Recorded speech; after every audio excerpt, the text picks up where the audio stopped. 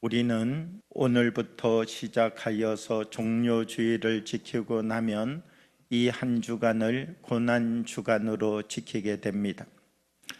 예수님께서 우리를 위하여 당하신 고난을 우리가 기억하면서 우리도 그 고난에 참여하는 마음으로 고난의 주간을 지키게 되는 것입니다. 우리가 이 고난주간을 해마다 맞이할 때마다 이 고난주간을 어떻게 보내야 되는가 고민이 되고 염려가 될 때가 있습니다. 사실 우리가 이 고난주간을 좀 더 이해하기 위하여서는 이스라엘 백성들이 가지고 있는 이 절기를 이해할 필요가 있다라고 하는 것입니다.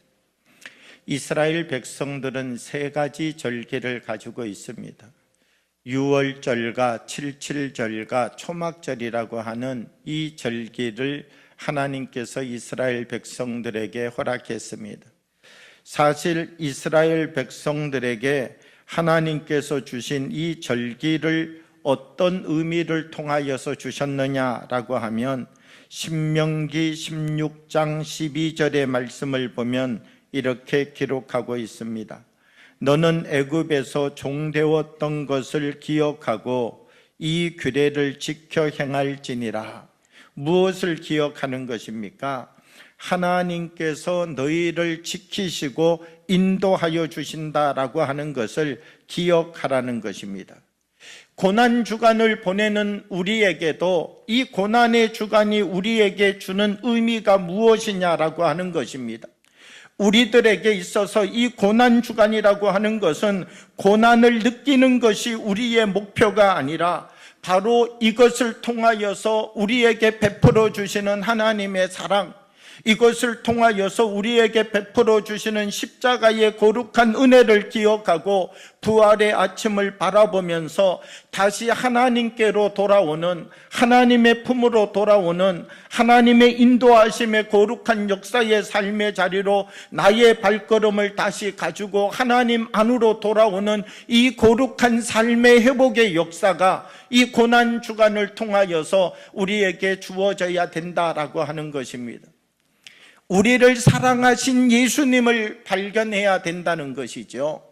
요한복음 17장의 말씀을 보면 이 요한복음 17장은 예수님께서 제자들을 향하여서 말씀하시는 마지막 고별의 설교입니다. 예수님께서는 오늘 요한복음 17장 23절의 말씀을 보면 이렇게 말씀합니다.